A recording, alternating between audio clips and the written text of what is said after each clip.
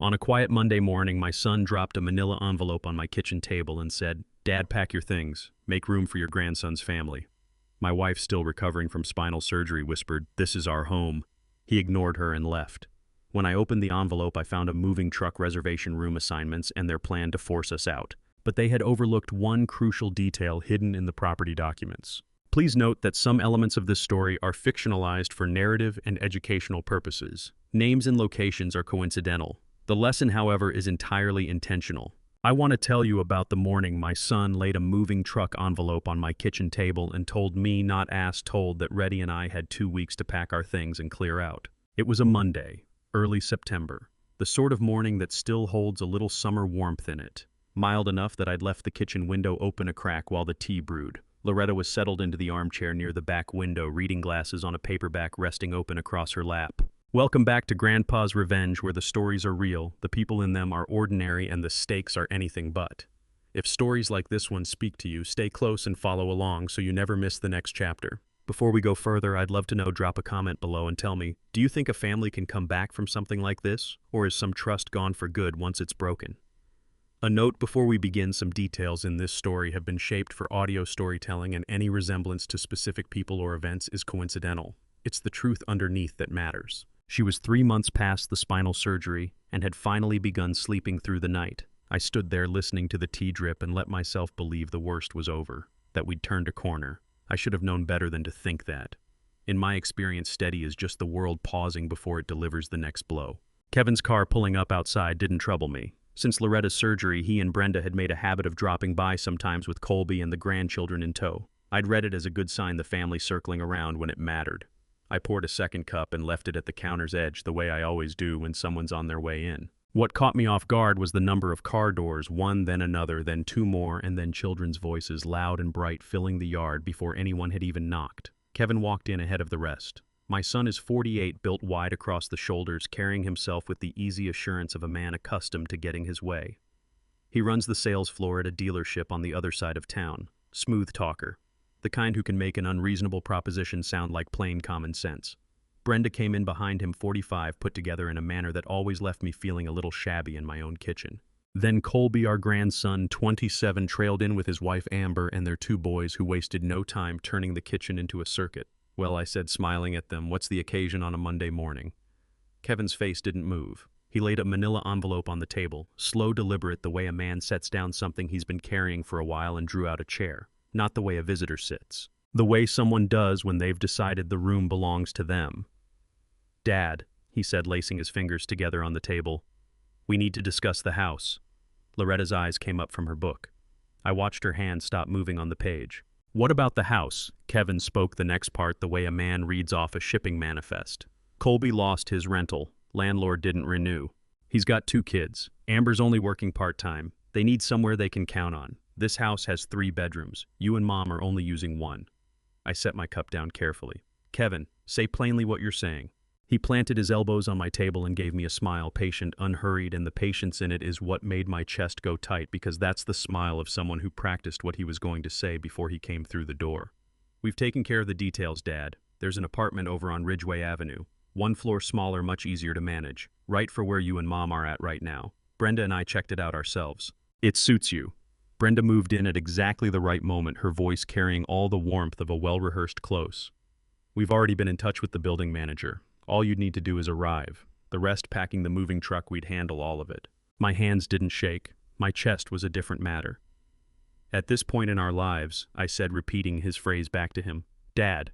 Kevin's voice came down a notch, went measured. "You're 75, Mom is still in recovery. A house this size is more than 2 people need, and Colby's family needs something solid. This is the sensible answer. The family answer. The decent thing is to make room." Loretta closed her book and set it aside. A quiet sound, barely anything. Then she pressed herself forward in the armchair. I could see what it cost her, that small tightening around her eyes. She never puts into words the deliberate care with which she held her back straight. "Kevin," she said, her voice low and even, "this is our home." He looked at her. Something passed behind his eyes there and gone in an instant, and then his gaze shifted to a point just over her shoulder, as though what she'd said was a detour he could simply go around. "Mom, I know this is coming fast." "It isn't coming fast," she said. "It is sudden. Full stop. Colby had his back to the counter near the refrigerator, hands shoved into his pockets, studying the floor like it held something worth reading. Amber was running interference with the boys who had moved on from laps to yanking open every cabinet they could reach. She hadn't looked at me once. Kevin got to his feet. Whatever patience he'd budgeted for this conversation, we had used it up. Dad. His voice had an edge to it now. Don't turn this into a fight. Colby has 2 children. You've lived your life in this house. Make room for your grandson's family. That's what families do. That's what good people do. The room felt like all the air had been pressed out of it. I stood there looking at my son, this man I'd coached through Little League, shuttled to SAT prep, handed money to so he could buy his first car, and here he was in my kitchen telling me to leave it. Something in me, something that had spent 75 years being reasonable and accommodating, went absolutely still. Not peaceful. Still. The way a house goes still when the storm outside has stopped making noise and started making decisions. There's something you need to hear, Kevin, I said, and the steadiness in my own voice was as much a surprise to me as anything else that morning. This house is not on the table. Not for Colby, not for you, not for anyone who didn't get an invitation. Are we clear? He held my gaze. For just a beat, something moved across his face, the same look I used to get from him at 17 when I'd caught him in a story that didn't hold together. Then his expression closed. Let's revisit this once you've had a chance to settle down. He scooped his keys off the counter. Colby, we're going. He left without looking back. Brenda went after him, saying something soft about giving us time. Colby paused at the door and looked at me, once his face difficult to read something that might have been an apology somewhere underneath it. Or maybe I put it there because I needed it to be. The door latched behind them. Loretta released a long, slow breath. I went to her and sat close, our arms touching. She took my hand and held it with more grip than I'd have thought she had in her 3 months out from surgery. Her fingers were like ice. Walter, she said quietly. That envelope sitting there on the table. I looked over. The manila envelope was right where Kevin had left it, unmoved, like a claim he'd already filed. I see it, I told her. He walked out without it. I sat with that for a moment. Then I pressed her hand and gave her the only honest thing I had. I know, Reddy. I know he did. Once they'd gone, I lowered myself into the armchair beside the living room window, the one Loretta has called my old man throne, going on 2 decades now, and I sat there a good long while watching the September afternoon light travel slowly across the floorboards. Loretta had gone to lie down. When I'd walked her back to rest, her face had that particular closed-off look she gets when she's keeping herself from falling apart, not wanting the weight of her own feelings to land on top of mine. I'd kissed her on the forehead, told her to sleep. Then I came back to my chair and sat with the afternoon and everything the morning had left behind. There is something I have never told another person. The first time I ever walked through this house, I wept, not where the realtor could see. I kept it together through the walk-through, through all the paperwork, through the handshake at the end. I cried in the car alone in a Perkins parking lot because I was 33 years old and I had just signed my name to something I would spend the rest of my working years paying off. And it was the most frightening and the most right thing I'd ever done in my life. We came to 622 Sycamore Lane in the spring of 1986. Loretta was 5 months pregnant with Kevin. We slept on a mattress on the master bedroom floor and ate at a folding table in the kitchen, because furniture wasn't something we could afford yet. I remember her laughing, a big open laugh she couldn't help, when she figured out that the folding table only had 3 steady legs and kept wobbling. Walter, she said, propping it up with a stack of magazines, I believe this is the beginning of our empire. For 11 years by then, I'd been working nights at the Kellner distribution warehouse, managing inventory, counting, logging, reconciling. No one writes songs about that kind of work. Nobody marks it with a plaque. But it was reliable and it was clean, and every week I took a slice of that paycheck and put it against the mortgage like it was a vow, because it was. 6 years without a vacation. Loretta knitted Colby's Christmas sweaters instead of buying them. I nursed a truck with a broken heater through 3 Ohio winters before I'd let myself take on a car payment. Every Christmas, I volunteered for the holiday shift, so the younger fathers could stay home with their kids, banking the differential and tracking every dollar in a spreadsheet I treated like scripture. Looking back on it now, my chest goes tight, not from grief, but from a particular tenderness for the younger man. I was the one who had no notion of what he was constructing. He only knew it was worth the effort. Then 1994 arrived, and the Kellner plant went through its first wave of layoffs. I kept my job by 3 months and the goodwill of a supervisor willing to go to bat for me. But those 3 months were the nearest we ever came to losing the house. 2 payments in arrears. Letters arriving from the bank in the careful, bloodless language of institutions that are about to take something from you and want you to know it isn't personal. It was Loretta who pulled us back from the edge. Her Aunt Bertie had died the year before, a quiet woman, never married, no children, who'd spent her whole life in the same house in rural Indiana, and left a modest inheritance parceled out among the nieces. Loretta's portion was enough, barely but enough. "I want to put it toward the house," she said it that evening with both of us at the kitchen table, the bank letters laid out between us. Her voice had that matter-of-fact quality she gets when the decision is already made and she's extending the courtesy of letting me hear myself come around. "Ready, that's your money, your family's." "Walter," she folded her hands on the table, "this house is my family's money." I had no argument, and I didn't want one. What neither of us foresaw, what we couldn't have anticipated, was that using that inheritance to pay down the mortgage would eventually set something else in motion. A conversation with Stuart Langford, our family attorney, about how to protect the property. A document signed in his office on a cold Tuesday. A decision made the quiet way that married people make, the ones that matter. No announcement, no permission, sought, no need to inform anyone who didn't need to know. But that comes later. What I want to account for right now is what I was carrying in that armchair on a Monday afternoon in September with my son's car long gone from the driveway. 40 years of night shifts. 6 Christmases given away so other men could be home with their children. A folding table propped up with a stack of magazines and a woman laughing at it like we were at the start of something grand. I pushed up from the chair and moved through the house the way you do when you're trying to remind yourself why a place holds weight. I dragged my hand along the kitchen door frame, the one I'd replaced myself in 2003 after dry rot chewed through the bottom. I stopped at the hallway corner where Kevin had marked his height on every birthday until he was 17. Pencil lines I'd painted over twice, yet somehow a faint shadow of each one remained. I stood in the doorway of Loretta's recovery room, the room I'd spent 3 weekends transforming, tearing out old carpet, mounting grab bars, laying non-slip flooring, and I took in the hospital-grade bed, the walker folded beside the nightstand, the reading lamp positioned so she could see without straining her neck. My throat locked up before I'd even registered what I was feeling. Not grief exactly. Something more like fury that had borrowed sadness as a disguise. Kevin had stood in my kitchen this morning. This kitchen I had paid for with my spine and my sleep and my forfeited holidays, and he had informed me I no longer needed it. He had looked at his mother's recovery room and seen a playroom for his grandchildren. He had dropped an envelope on my table and called it a solution. I walked back to the kitchen. The manila envelope sat exactly where he'd left it, centered on the table, like something placed there on purpose, something meant to be found. I stood over it for a moment. The light beyond the windows had gone amber, early September, the day bleeding toward evening, and the only sound in the house was the faint murmur of Loretta's television from the back room. I pulled out a chair, sat down, and laid both hands flat on the table, one on each side of the envelope. Kevin had been in a hurry to leave, but he hadn't taken this with him. Nobody forgets the whole point of their visit on a kitchen table by accident.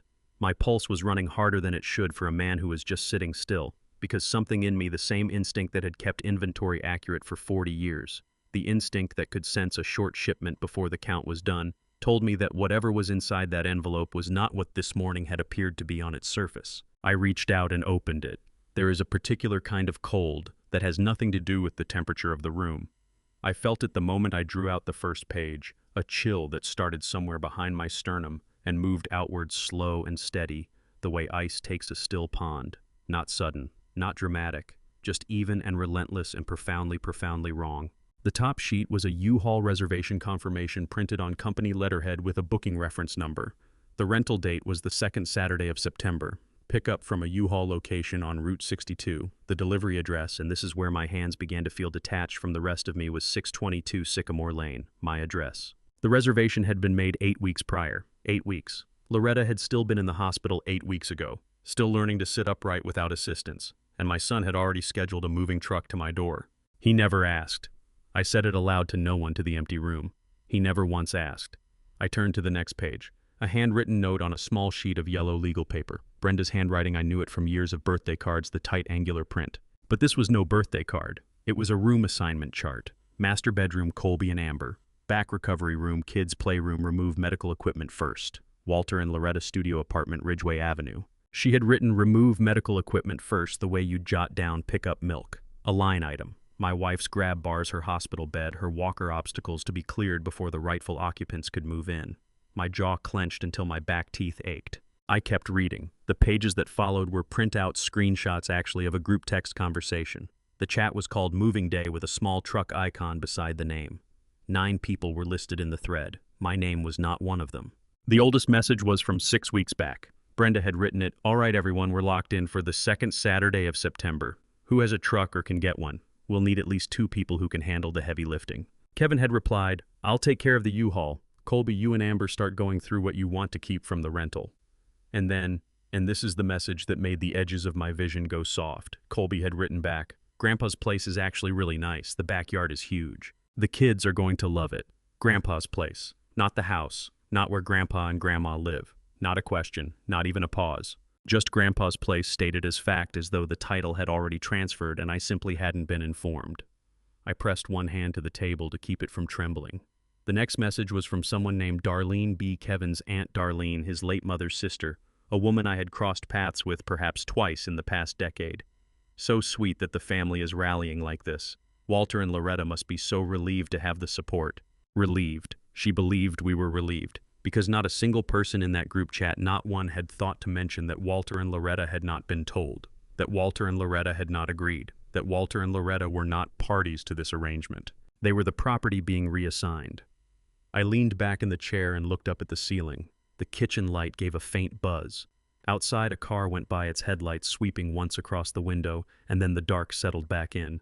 "You didn't make a mistake," I said, and my voice came out rough, like something dredged up from a long way down. "You made a schedule." I looked back at the pages across my table, the booking confirmation, Brenda's yellow legal paper, 9 names in a chat, planning a moving day for a house that didn't belong to a single one of them.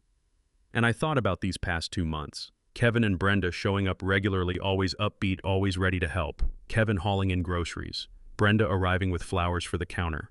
I had taken all of it as a family closing ranks during a hard season. I had felt grateful. My stomach turned over hard. They hadn't been visiting. They had been surveying the premises. Every, "How are you holding up, Dad? And just let us know what you need." Every single one of those visits had been reconnaissance. They were moving through my rooms, estimating square footage, deciding which walls would need a fresh coat before the new occupants arrived. I gathered the pages back into the envelope. I set it down in the exact center of the table, right where Kevin had placed it. Then I got to my feet carefully because my knees weren't entirely reliable, and I wasn't about to let an empty kitchen see me waver. I switched off the light and stood in the dark for a moment, and I made myself a promise. The quiet kind. The kind that requires no audience because the only one obligated to honor it is the man making it. "You want to conduct this like a business transaction, Kevin? Then let's be businesslike." I went upstairs and did something I hadn't managed in a good while. I slept on my side of the bed in my house, and I slept the way a man sleeps when he's finally clear about where he stands. Come morning, I would need to take a drive. I left at 7:00 in the morning, the sky still making up its mind about the day. Loretta was asleep. I wrote her a note, went for a drive back before 10:00 tea's ready, and propped it against the sugar bowl where she'd find it. Then I eased the car out of the driveway the way you do when the neighborhood is still quiet and you'd rather not be the one to break it. 204 Ridgeway Avenue was 12 minutes from our house. I know because I tracked every minute of the drive, every turn, every light, every moment the GPS tried to redirect me somewhere I had no intention of going. 12 minutes. That was what Kevin had decided was near enough for his parents. Near enough for a 72-year-old woman still teaching herself to cross a room without flinching. The building came into view, and I pulled up to the curb, engine running, and took it in. 4 stories of brick, the kind of construction that was probably called sturdy when it went up in the 60s and had been trading on that ever since. The exterior paint was holding on by effort alone. A row of metal mailboxes flanked the front entry, several of them dented. There was no ramp from the sidewalk, just a pair of concrete steps up to the glass lobby door, the edges worn smooth from decades of use. "All right," I said to no one. "Let's have a look." Inside, a man in his 50s was sorting mail behind a low counter. The building manager, as it turned out, a heavy-set fellow named Mr. Huckett, reading glasses pushed up on his forehead, carrying the expression of a man who has fielded every conceivable question about this building at least 4 times over and is fully prepared to go another round. "Help you," he said without any edge to it. "My son was in touch with you recently about a unit," I said. "2nd floor. I'm Walter Caulfield. I wanted to see it for myself." Mr. Huckett located the inquiry on his screen without any trouble. "Caulfield, right. Unit 214. Your son called about 6 weeks back, put a hold on showing it." He came around the counter with a key fob. "Elevator's out of service this week, so we'll use the stairs." "How often does that happen?" I asked. He tilted his head. "Few times a year. Day or two usually." I followed him up the staircase, 14 steps, a single handrail on the right side that shifted under my hand when I tested it. The 2nd floor hallway was narrow, the carpet a shade of brown that had likely once been burgundy. Unit 214 sat halfway down on the left. Mr. Huckett unlocked it and pushed the door open. "Good bones," he said, which is what people say about small spaces when they want you to make your peace with them. The living room could accommodate a sofa and a television provided you weren't planning to walk around both at the same time. The kitchen was galley-style, one-person wide, and the window over the sink looked straight into the brick face of the next building. I moved through it at my own pace, cataloging the space the way 40 years of inventory work had conditioned me, seeing it for precisely what it was, not for what someone wanted me to believe it could be. Then I got to the bathroom. I pushed the door open, stopped in the frame, and understood at once why something had been needling me all morning. The bathroom door measured 28 inches wide. That may not land with much weight unless I explain what it meant to me in that moment. Loretta's wheelchair, the one she relies on when her legs give out at the end of a long day, runs 25 inches across. It would clear that door, just. An inch and a half on either side if the alignment was right. But getting a wheelchair through a doorway is only the first problem. What comes after is the real one. You need room to pull the chair alongside the toilet. You need room for a second person, a husband, a caregiver, whoever is helping to stand and assist. You need space to turn, to maneuver, to accomplish the unremarkable things that become complicated when a body is still mending from surgery, and the world wasn't built with that in mind. This bathroom offered none of that room. No grab bar beside the toilet, no non-slip surface underfoot, no space for a second person who wasn't pressed against the sink. A woman on a walker would have had to fold it in the hall and manage the rest on faith. "When did my son first contact you about this unit?" I asked, and I was glad for how steady my voice came out. Mr. Huckett checked his phone. 6 weeks ago, week of July 21st.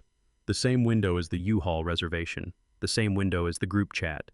Kevin had called this building manager and placed a hold on this apartment at the precise moment he was coordinating a 9-person moving crew, and not one word of it had reached me or Loretta. "Thank you, Mr. Huckett," I said. "I've seen what I came to see." He walked me back down the 14 stairs and held the lobby door. Outside, the morning had warmed slightly, and a woman was passing on the sidewalk with a small dog, and everything about the scene looked so routine that I could barely square it with the cold, exact fury that had taken up residence in my chest. I sat in the car with both hands on the wheel, looking at the building through the windshield. My son had stood across from his mother, a woman who had required 3 weekends of renovation just to use her own bathroom without risk, and had selected for her a second-floor unit with a 28-inch bathroom door and an elevator that went out several times a year, and called it a solution, called it the right thing for this point in our lives. The worst of it, the part that drained the color from my knuckles as I gripped the wheel, was that he hadn't made an error. Errors happen when you fail to think something through. Kevin had thought this through. He had measured it, costed it out, placed a hold on it 6 weeks in advance. He had examined every detail of that apartment, including that bathroom door, and he had chosen it anyway. That meant only one thing. He wasn't arranging care for us. He was relocating us somewhere we wouldn't be in the way. I started the car and pulled out onto Ridgeway Avenue, and through all 12 minutes of the drive back to Sycamore Lane, I kept returning to a single question that no amount of stop signs could shake loose from me. If this was how little thought he'd given to where we were going, what kind of thought had he given to what he planned to do with the house? I turned into the driveway and sat a moment before going in. That's when I noticed the front door, specifically the key hooks visible through the glass panel beside it where the spare keys lived. Something was off. I couldn't pin it down yet, but I would before the morning was done. The front door had barely closed behind me before I was standing at the hook rack. I'd had it put in during our first month at 622 Sycamore Lane, a small iron rack with 4 hooks painted black hanging beside the front window where the light caught it right. For 38 years I had known precisely what belonged on it. My car key, Loretta's spare, the back door key, and 2 identical brass copies of the front door lock. One for emergencies, one for the neighbors we trusted. I counted what was hanging there now. 4 keys, not 5. One of the brass front door copies was missing. My chest did something complicated, a slow squeeze like a fist tightening around my heart, 1 finger at a time. I counted again, still 4. I checked my own key ring, still had mine. I looked at the hook beside the back door where Loretta sometimes set things down when her hands were full. Nothing there either. I found her in the recovery room, sitting up in the adjustable bed with her physical therapy worksheet across her lap, the one Dr. Tolliver had given her with the daily exercises listed out. She looked up when I came in, and something in my face told her this wasn't an ordinary visit. "Walter," she said, "what's the matter?" "Ready." I kept my voice low, the way you do when you're trying not to frighten someone who has already been through more than enough. "Did you give anyone a copy of the front door key recently?" Her hand stopped moving on the worksheet. I watched the memory work its way across her face, a ripple, then a small furrow of uncertainty between her brows. "Brenda asked," she said carefully, "about a month ago. Maybe 6 weeks. She said it was in case of an emergency, in case something happened to one of us when you weren't around." Her voice went down half a step. Walter, I thought you knew. I assumed she'd mentioned it to you. I sat on the edge of the bed beside her and took both her hands in mine, ice cold the way they always go when she's anxious and working to conceal it. I held them between my palms and looked at her. It's all right, I said. You didn't do a thing wrong. Didn't I? Her eyes searched my face, and that look, that particular combination of guilt and slow-dawning understanding tightened my throat. Walter, she asked so gently. She said you were both getting older and she just wanted to feel prepared. I know, sweetheart. I pressed her hands between mine. I know exactly how she asked. I kissed her forehead and went back to the kitchen and called Kevin. He picked up on the third ring, his voice carrying the easy, settled quality of a man who believes he has a situation well in hand. Hey, Dad, everything okay? Does Brenda have a key to this house? A pause. Brief, barely a full second, but I'd spent 40 years running inventory counts, and I know the gap between a man thinking and a man choosing what to say. Mom gave it to her, Kevin said, for emergencies. You know how it is, Dad. You're not always home. Mom's still in recovery. It only makes sense. When did she have it copied? I asked. I'm not sure, a few weeks back. What's the issue? What kind of emergency, son? I said, calls for a copy of my front door key that was cut 6 weeks ago, the same week you reserved a U-Haul to my address. The silence that followed was longer, and in that longer silence I could almost hear him working through the angles, the salesman in him searching for the framing that would make this land as something reasonable. Dad, you're connecting things that don't belong together. Brenda got that key because we care about you. That's the whole story. Kevin. My voice came out quieter than I'd intended, and somehow that made it cut deeper. You booked a truck to move us out of our home before you breathed a word of it to either of us. Your wife holds a key to my front door. I spent this morning looking at an apartment with an elevator that breaks down regularly and a bathroom your mother cannot use safely. So I'm going to ask you one more time, and I want you to think before you speak. What is it exactly that you're planning? His tone shifted. The warmth went out of it the way water drains, and what replaced it was something flatter, something that reminded me of a closing argument delivered to a jury that hadn't asked for one. I'm planning for the future, Dad. Somebody in this family needs to. If you want to hold on to that house forever, fine, but reality catches up with everyone eventually. We're trying to get out ahead of it. You ought to be grateful instead of treating us like we're working against you. I see, I said. Good. So I'll be in touch, Kevin. I ended the call before he could finish. I set the phone on the counter, pressed both palms flat against the cool laminate, and stood there breathing evenly until the urge to put my fist through something receded. Brenda hadn't borrowed that key. She hadn't requested it out of worry. She had obtained it the same week the truck was reserved, the same week that group chat started, the same week a hold was placed on Unit 214 at 204 Ridgeway Avenue. Every piece had been moved into position at the same time. The key was just one more piece. This wasn't preparation for an emergency, it was preparation for a takeover. I went to my study desk and found the business card magnet I'd stuck to the side of the filing cabinet 2 years back, a local locksmith, Hendrickson and Son, who had rekeyed the back door when we lost a key one Christmas. I peeled it off and set it on the desk. I wasn't ready to use it yet. There were things I still needed to know, things I suspected but hadn't been able to confirm. That evening I called my neighbor Norm Braddock. He answered on the second ring, which was true to form. Norm was the kind of man who picked up a phone the way other men picked up a tool. No delay. Ready to work. Norm, I said, I need to ask you something about that security camera you mounted on your porch. Norm Braddock has lived across the street from us for 22 years. He's 73, retired from the county roads department, and he grows tomatoes in raised beds along his south fence that never take a ribbon at the county fair and taste better than anything you've pulled off a grocery shelf. He's not a man who spends words carelessly, but when he uses them, they mean something. And when I turned up at his door at 7:30 Wednesday morning, he took one look at me and said, "Come in, coffee's on." That's Norm. No preamble, no wasted motion. He filled 2 mugs without asking how I took mine after 22 years he already knew. Set them on the kitchen table, sat down across from me, and waited. The camera on your porch, I said.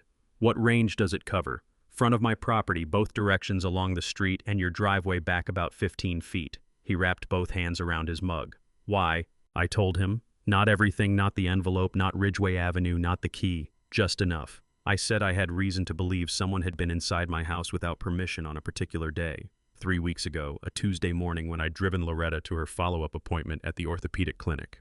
I asked whether he still had footage covering that stretch of time. Norm set down his mug. He got up without a word, crossed to the small desk in the corner of his living room, and came back carrying a laptop. He opened it, found a folder organized by date, and turned the screen so I could see.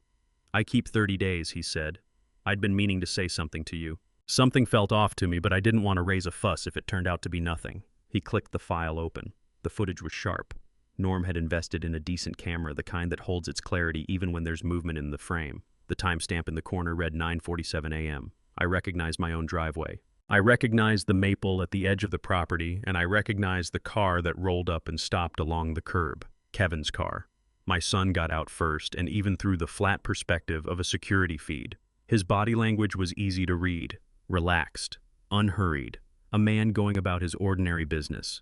Brenda came around from the passenger side. Then Colby climbed out from the back. All three of them walked up to my front door. I watched Kevin pull a key from his pocket, and slip it into the lock without breaking stride, without a glance over his shoulder, without any of the small hesitations that come over a person when they're uncertain whether they belong somewhere. The door opened. They went inside. The timestamp jumped ahead. They were in my house for 47 minutes. My hands had gone cold somewhere around the moment Kevin produced that key.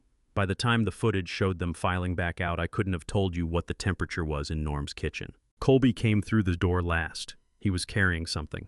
Norm zoomed in when he caught my expression. A retractable tape measure, yellow casing, still extended as though he'd been using it right up to the moment he walked out. Your grandson had a tape measure. Norm said it quietly. Yes, I told him. He did. Colby folded the tape measure with a practiced snap and buried it in his jacket pocket. Brenda had her phone out, screen turned away from me, thumbing through something, the body language of a person revisiting images they'd already collected. And Kevin pulled my front door shut behind them, turning the key with the unhurried ease of a man securing his own property before a leisurely Saturday errand. My eyes ached. Not tears, I wasn't there yet, but the grinding effort of holding a composed face while something deep in my chest was coming apart at a seam I'd forgotten was there. Walter. Norm's tone was gentle, the way you'd handle something fragile. You holding up working on it, I said. He gave a small nod and moved the cursor to the next file. Said there was a second clip. Different occasion. About 2 weeks prior. He'd nearly deleted it, he told me, but something kept nagging at him. He shrugged. His gut had said to hold on to it. The footage was from a Saturday afternoon, mid-September, 2 weeks back. The timestamp read 2:14 p.m. No family vehicle this time. Instead, an unfamiliar dark blue sedan eased into the spot where Kevin's car usually sat. The man who stepped out was trim somewhere in his 50s, a blazer thrown over an open-collar shirt. He didn't move immediately. He stood at the edge of the sidewalk and took in my house the way an appraiser does, slow rotating his gaze, reading the structure from every angle before committing to an opinion. Then he came up the front path, pulled up just before the steps, and turned back toward the street. The camera gave me a clean look at his face. A small notebook rested open in his left hand, and his pen was moving. He circled the front yard for roughly 10 minutes, head tilted back at the roofline, dropping to one knee near the flower bed to examine the foundation, scribbling the entire time. He finished by planting himself at the foot of the driveway and shooting a series of photos with his phone, one of them taken from the dead middle of the sidewalk, the whole face of the house framed behind him. Norm had held the camera steady on a clear shot of the man's features. You recognize him? Norm asked. No, I said. I grabbed a screenshot. Norm reached beside the laptop and drew out a printed photo from the manila envelope. He'd actually gone and printed the thing, this careful, methodical man, and pushed it across the table toward me. I lifted it, studied it a moment, then laid it flat with 2 fingers pressed at the corners, the way you anchor something when your hands aren't sure what to do next. Norm, I said. My voice had gone rough. I owe you for this. He waved it off. 3 winters you cleared my driveway when my back wouldn't let me. Never said a word about it. We're square. He shut the laptop. So what's your next move? I folded the photo and slipped it into my shirt pocket right over my sternum. Going to put a name to that face, I said. Then I'm calling my attorney. Norm saw me to the door and rested a hand on my shoulder for just a beat, that brief contact men of our age use to say the things that don't come with language. Then he let go and stepped back. Anything more you need off that camera, he said. You say the word. I thanked him and walked back across the street. My hand went to that shirt pocket without me deciding to put it there. 47 minutes in my house with a tape measure. A stranger with a notebook sizing up my roofline. Whatever Kevin had already set rolling it had traveled farther down the road than I'd reckoned the day before. And the manila envelope sitting on my kitchen table, the thing that had cracked this whole business open, I was starting to suspect it was just the visible tip of something with real depth to it. Kevin phoned Thursday morning, asked if he could come around and talk this over the way grown people do. I said yes. Not because I'd gone soft, because I've learned there are certain truths a man will only hand you when he's convinced he's still holding all the cards. 40 years working the Kellner distribution warehouse had taught me exactly which vendors were skimming the shipments, and the surest method was always the same. Let the trucks keep rolling and wait. He showed up at 200 in the afternoon, tie-loosened jacket draped over one arm, radiating the smooth, settled confidence I'd watched him grow into across his 20s. The air of a man who has already won and is simply biding time until someone hands him the paperwork to prove it. Dad, he gripped my hand at the door firm and warm. Good of you to be open to this. I think things got sideways Monday, and I'd like to get us back on track. Come in, I said. Loretta's in the back. We took seats in the living room. Kevin perched on the edge of the armchair across from me, elbows planted on his knees, a posture he'd picked up somewhere in sales training, the one meant to read as engaged, trustworthy present. He began laying out a Vision Family Solutions transition planning, a careful blueprint he and Brenda had apparently constructed with everyone's welfare in mind. I listened. I offered a nod when the moment called for one. Then Loretta's voice came from down the hall, calling my name. I excused myself and went to her. She was upright in the adjustable bed, her right arm pointing toward the far corner of the room, a slight tremor in it, but not from her condition. From something colder than that. Something that had put a hard, brittle light in her eyes I hadn't seen since she'd squared off with Kevin's third-grade teacher over a grading dispute years ago. Walter, her voice was low and controlled. Did you move my walker? I looked toward the corner. The walker stood there angled against the wall, nowhere near where I'd positioned it Tuesday night, right alongside the nightstand within arm's reach the instant she sat up. Someone had shunted it 4 feet across the room. I retrieved it and returned it to its spot without a word. Then I scanned the room the way I'd walk a warehouse floor after a holiday weekend, corner to corner, systematic cataloging what had shifted. That's when I spotted the pencil marks on the wall near the window. 2 fine vertical lines, one horizontal. Faint you'd sail right past them unless you'd spent a career knowing exactly what measuring marks look like. I had made 10,000 of them. Someone had entered my wife's recovery room, the room I had fitted out for her, and surveyed it with a pencil and a tape measure. And the photo album on the shelf had been disturbed as well. That album had lived on the left side of that shelf for 11 years. I knew why Loretta's reading lamp occupied the right end, and the album countered the weight of it visually. Now the album sat on the right, canted slightly the way something looks when a person took it down, paged through it without patience, and put it back without caring whether it was right. My jaw locked up hard enough to feel it in my molars. I walked back to the living room. Kevin was working his phone with his thumb, but dropped it into his pocket the moment I appeared and settled back into his look of attentive concern. Kevin, I said, and keeping my voice level required more from me than I'll ever say out loud. 3 weeks ago, when you were inside this house, what were you doing in the back room? He didn't waver. The training held, I'll credit him that much. Dad, I genuinely don't know what you mean. We came to check on Mom. End of story. With a tape measure, a flicker crossed his face. Brief quickly managed a compass needle correcting its bearing. His jaw set. We were getting a feel for the layout. He said, his voice smooth to a careful evenness, the tone of a man who knows he's been found out but is wagering the evidence won't hold. Planning ahead. Being responsible. That's what adults do. Being responsible. I left that phrase hanging in the air between us. You took measurements in my wife's recovery room while I had her at a medical appointment. You shoved her walker out of reach. You paged through our photo albums. And that's your definition of responsible. Kevin rose from the chair. Whatever softness had been in his face drained away the charm, dropping like a coat he was tired of wearing. Dad, you're being paranoid. We were trying to help. If every time we walk through that door you're treating it like a crime scene, then maybe this family needs to have an honest conversation about whether you and Mom are really in a position to be handling this property yourselves anymore. It landed the way a flat palm lands sharp stinging. Not because there was truth in it, because I knew the play. I'd watched it run in 30 years of contract disputes when the facts won't protect you. Go after the other man's credibility instead. Loretta came through the living room doorway. No walker, one hand skimming the hallway wall for balance, and the effort of it was written in the tight line of her mouth. But her eyes were steady as iron. Kevin Robert Caulfield, she said, and Lord knows her voice never wavered once. You moved my walker 4 feet from my bed. I am recovering from spinal surgery. If I had gotten up in the night and reached for it and it wasn't there, I could have fallen. Do you understand what I'm telling you? Kevin's mouth opened, then closed. Mom, I don't. Her voice came down like a hand on a table. Don't tell me you didn't. Don't stand here and tell me what I know took place inside my own home. I moved to Loretta's side and settled my hand beneath her elbow lightly, just enough to signal that I was beside her. Then I looked at my son. I think it's time for you to go, Kevin. He snatched his jacket off the chair arm. At the doorway he stopped, turned and looked back at me, and something in that look drove a splinter into my chest. Past all the anger, there was a flash of something young, something cornered, something afraid there and gone before I could hold it in focus. This isn't over, he said. No, I said, it isn't. He went. I stood at the window and watched his car move away from the curb. Loretta stood beside me, her hand in mine, and I could feel her pulse running quick at her wrist. Not from the effort of walking down that hall, from everything this house had held in the last hour. "Walter," she said very quietly, "call your attorney." I had already made up my mind. I just needed to hear her put it into words. I've known Stuart Langford since 1993. He drafted our wills the year Kevin entered high school, handled the paperwork when we refinanced in 2000, and once spent 45 minutes talking me back from the edge of a lawsuit over a property line quarrel with a neighbor 3 houses down, a fight I would have lost badly and at considerable expense. Stuart is the kind of attorney who picks up his own phone, carries your file in his head without needing to pull it up, and delivers hard news the way a good doctor does, directly, plainly, and without any relish in it. He answered on the second ring. "Stuart," I said, "I need your help. And I think I needed it sooner than I'm calling." "Walter."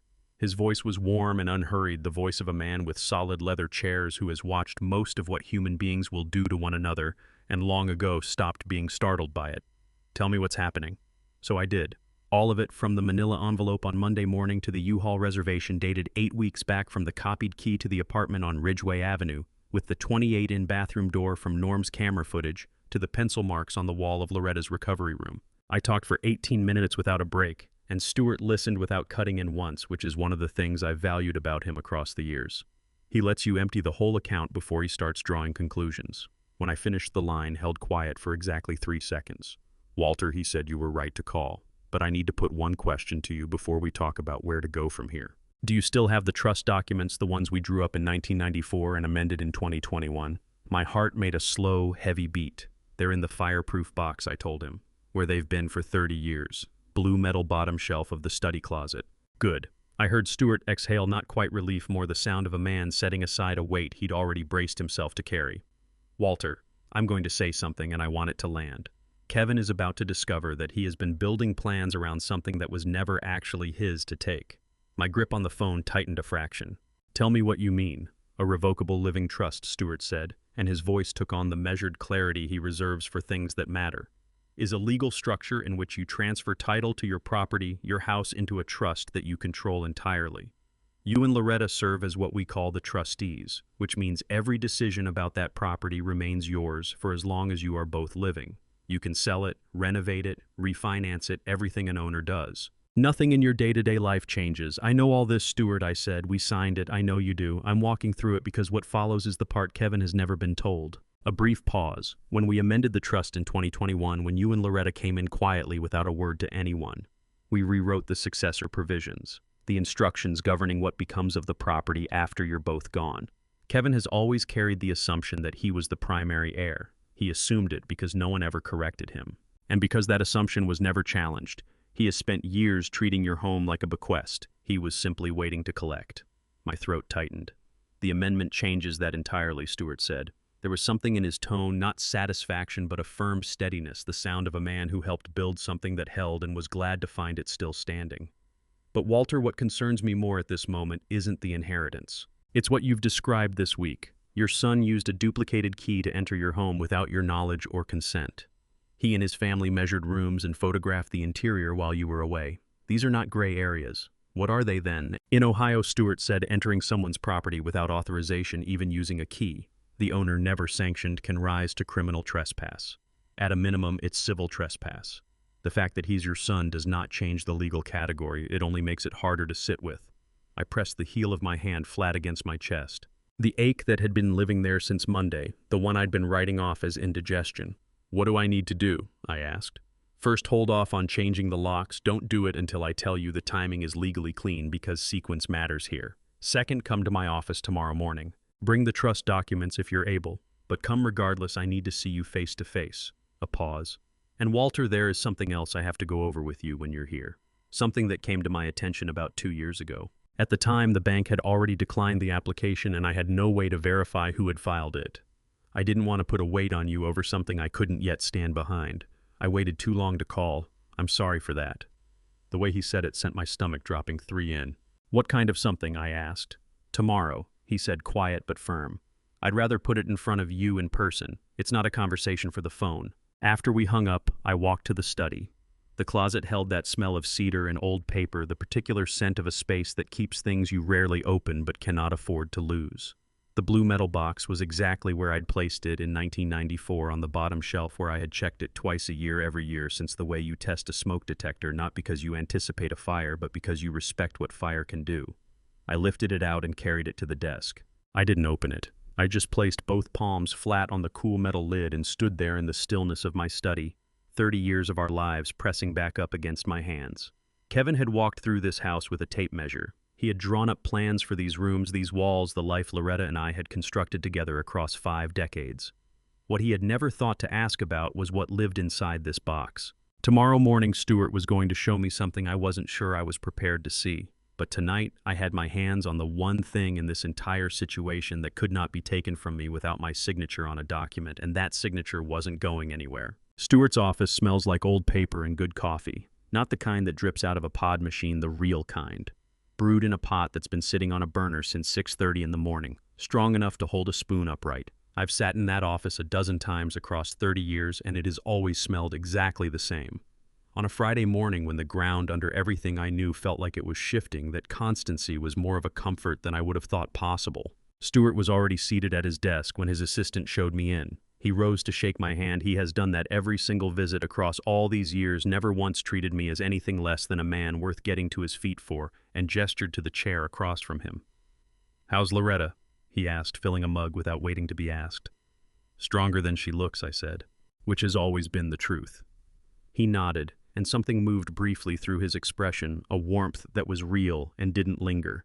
Then he set down his own mug and reached for a folder on the corner of his desk, not the blue one I recognized as our trust file. What comes next is the moment I had been dreading and preparing for at the same time, because when you finally see the full picture of what someone close to you has been willing to do, it doesn't just make you angry, it changes something. If someone you loved were working against you in silence, would you confront them the moment you knew, or would you wait until every piece of proof was in your hands? This one was red. "I want to begin with what I promised to show you," he said. "And Walter, I need you to prepare yourself because what's inside here is going to make you angry, justifiably angry. And I want you to let that feeling come and then set it to one side because what matters is what we do next, not what it does to us in this moment." I pressed both palms flat against my knees. "Show me." Stuart opened the red folder and pushed a document across the desk toward me. A mortgage refinance application. The property listed was 622 Sycamore Lane. The name of the borrower was Walter Eugene Caulfield. The date on the application was March 2020. I had never laid eyes on this document before in my life. "I didn't file this," I said, and my voice came out steadier and quieter than I felt the way it does when something is so far outside what you anticipated that your mind needs an extra beat to accept it as real. "No," Stuart said. "You didn't." He directed my attention to the signature line at the bottom. Someone had written my name there, Walter E. Caulfield, in handwriting that was near but not exact. The E sat slightly different from the way I've formed it across 75 years.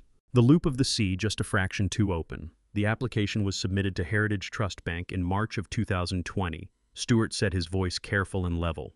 "The loan amount requested was $340,000 secured against your home. The account designated to receive the disbursement was not yours." He let that settle. "The bank's fraud detection flagged the signature as inconsistent with records on your account. A loan officer named Sandra Whitlow, and I want you to hold on to that name because she may well have been the person who saved your house, compared the signature on this application against the one on your original mortgage from 1986 and your refinance paperwork from 2000. They didn't match." I realized I had been gripping my own kneecaps without deciding to. My knuckles had gone white. "The application was denied," Stuart went on. "The bank sent written notice to your home address. That letter never reached you. I came to know about this because Sandra Whitlow, following bank protocol, phoned me as the attorney of record on your property. She had found my name in the original title documents. She explained what had happened and asked if I intended to pursue the matter further." He folded his hands on the desk. "I should have picked up the phone and called you that same day. Instead, I persuaded myself it was wiser to wait to see whether this was an isolated incident to pull together more facts before saying anything. That was the wrong judgment. I'm sorry, Walter." I lifted the application with both hands and read my own name. My name written by someone else on a document I never touched, requesting $340,000 against the house Loretta and I had spent 4 decades paying for. My eyes burned. Not grief, something hotter than that. Something that began in my chest and pushed outward through my arms and jaw and into the backs of my hands. "In the United States," Stuart said, his voice gentle but exact, "submitting a forged signature on a mortgage application is bank fraud under federal law. The criminal penalties are serious. I'm not telling you this to direct what you do with the information. I'm telling you so you can see the full scope of what you're up against.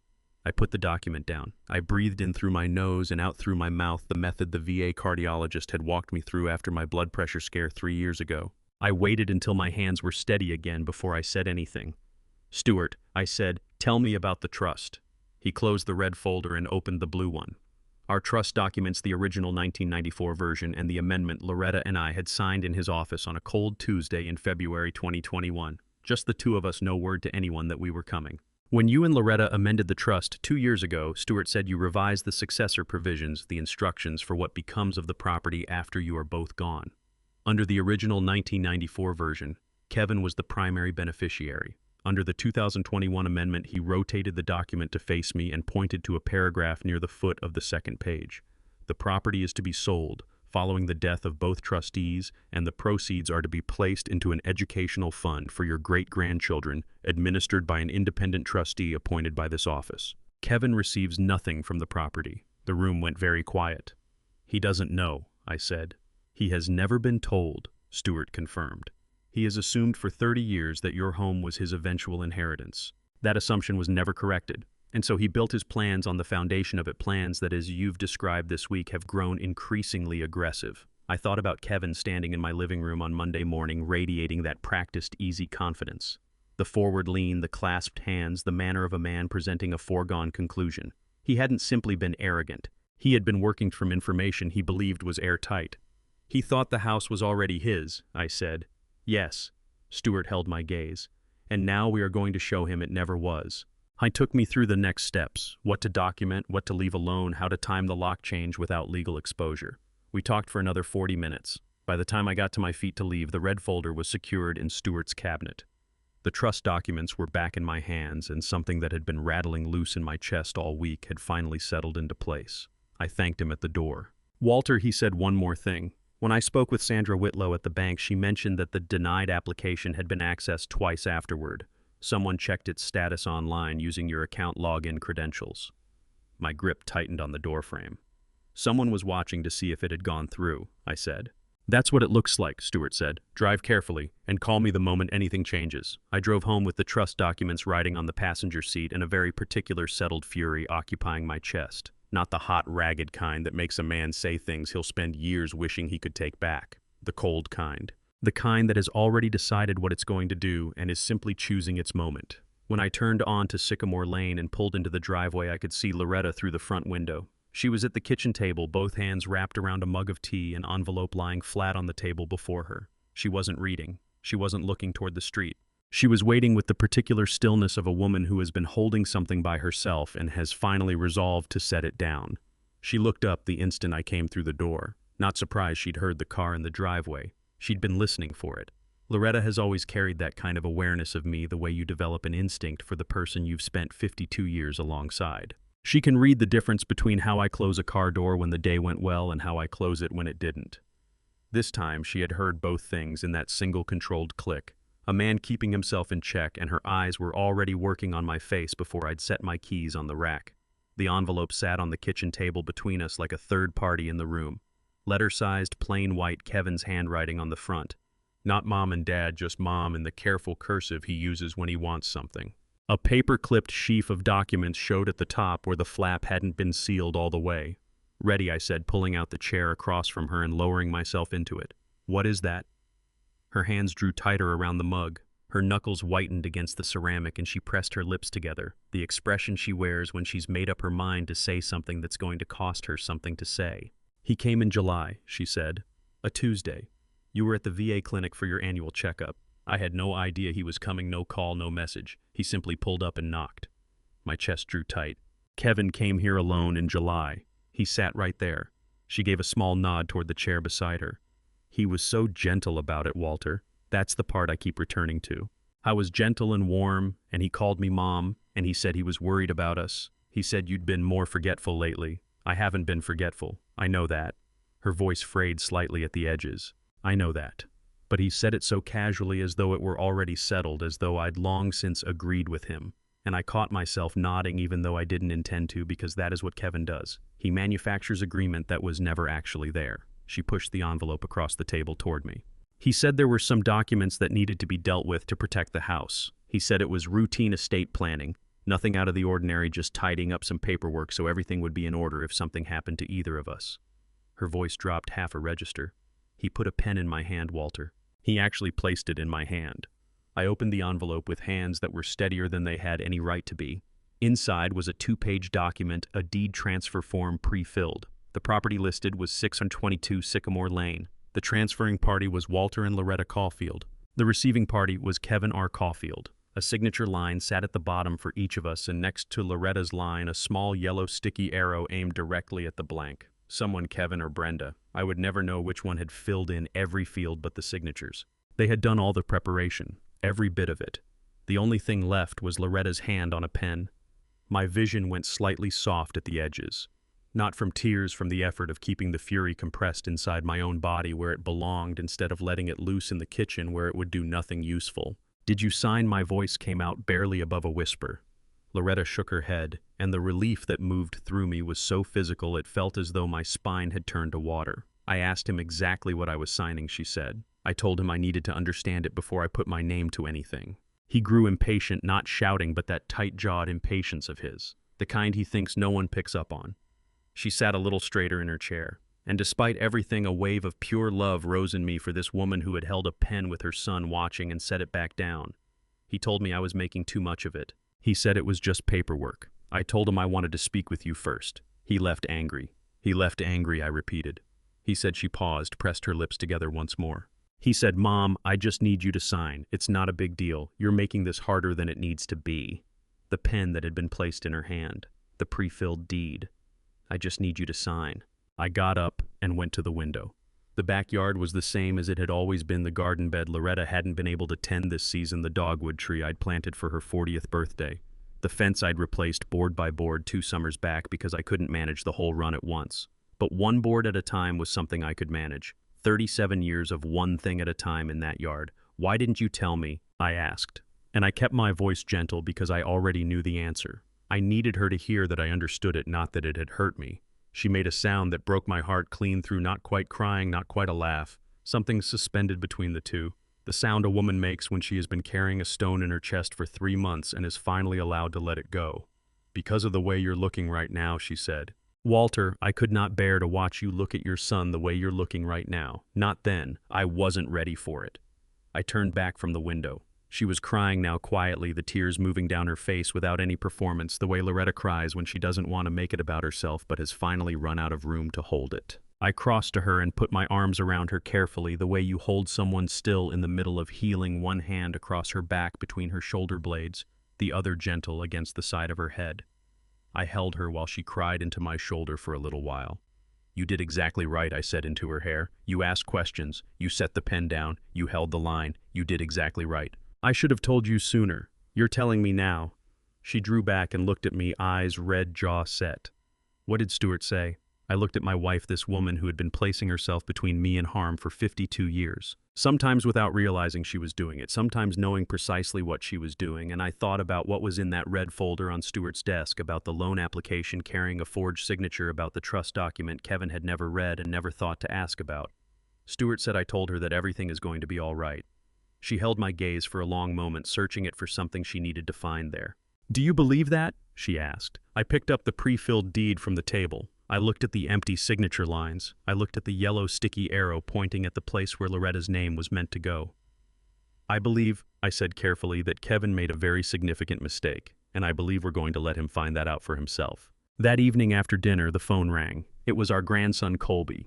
And even though I nearly let it go, even though the very last thing I wanted that night was another conversation that would cost me something, I picked up on the second ring. Because you always pick up for family, even now, maybe especially now. I took the call out on the back porch. The evening had turned cool the way September evenings do in Ohio, that particular in-between chill where you don't need a jacket but you feel the air on your arms and the sky has gone that deep purple gray that tells you the day is well and truly finished. Loretta had gone to rest after dinner. I was in the old metal chair I'd had since 1997, the one with the slightly uneven leg that rocks when you lean left, doing nothing in particular, which was something I hadn't given myself permission to do in some time. My phone buzzed on the armrest, Colby's name on the screen. I looked at it for a moment, then I answered. "Grandpa." His voice was tight, like someone who had rehearsed an opening line and lost it the instant the call went through. "Hey, I wanted to call. I'm glad you did," I said. And I meant it even then. "How are the boys?" "They're good. They're good." A pause. I could hear a television somewhere behind him, low and distant, the sound of a house in the evening. "Grandpa, I wanted to say I'm sorry. About Monday. The way it all went. It was a lot. I agreed." Another pause, a longer one. I let it stand. Colby had always been a boy who needed room to locate his words. At 17, it had always been the same. You couldn't push him, or you'd get the wrong ones. "Can I ask you something?" I said. "Yeah, sure. What did your father tell you about this house before Monday?" "What did he say to you?" I heard Colby release a slow, unsteady breath that told me the question had found something tender. He said you and Grandma had already worked it out," Colby said. "He said you were actually relieved, that the house had gotten to be too much for the both of you, that you were glad to have a reason to move somewhere smaller. A beat. He said it was basically all settled. That Monday was just logistics." My jaw went tight. "Colby, your grandmother and I have never agreed to leave this house. Not once. Not to your father, not to Brenda, not to a single soul." The silence on the other end had a particular quality to it. The quality of a young man's understanding quietly rearranging itself into a shape he didn't want to see. "Oh," Colby said. "Just that one word. But I heard everything packed inside it, the specific crumbling sound of a 27-year-old discovering that the story he'd been handed was built to make use of him. Colby." I kept my voice level, kept it warm, because this boy was not my enemy and had never been. "I need you to hear me say this plainly. None of what happened Monday was your fault. You were given something untrue and you acted on it in good faith. That is on your father, not on you." His voice, when it came back, had roughened. "Grandpa, we were excited, Amber was excited. The kids had already started talking about the yard and God." He made a sound that was half groan, half something more broken than that. "We were talking about their rooms. We had it all laid out, and I never even thought to call you myself. I just took his word for it. Because he's your father," I said. "And fathers are supposed to be the word you can take." That one landed hard. I heard Colby pull in a breath as though something had caught in his chest. "Can I ask you something now?" he said. His voice had gone quieter, more careful. "How bad is it? I mean, is this something that can be repaired between you and Dad?" I looked out at the backyard in the last of the September light. The dogwood tree Loretta loved. The garden bed she hadn't been able to tend this year. The fence I'd built one board at a time. "That depends entirely on your father," I said honestly. "But Colby, there's something I want to ask you, and I need you to be straight with me. How much do you actually know about why you lost the rental?" A long pause, longer than the ones before it.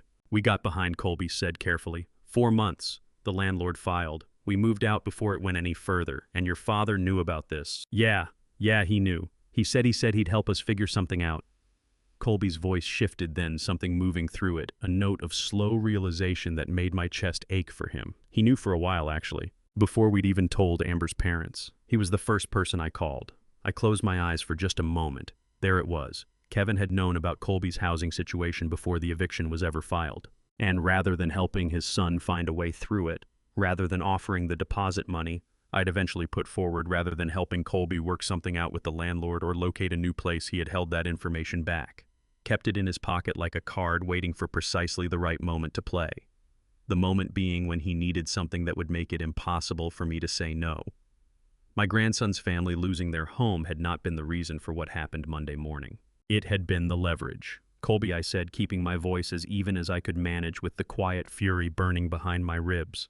"Your father didn't bring you into this because he thought it would help you. He brought you in because your situation made it harder for me to push back. Do you understand what I'm telling you?" The sound Colby made then, low wounded, the sound of something giving way inside a chest that was working very hard to hold itself together, is one I won't forget. "Yeah," he said finally. "Yeah, I think I'm starting to." We spoke a few minutes more. I told him the deposit offer still stood, that when he was ready to find a place I'd help with first and last month, no strings attached, nothing running through Kevin.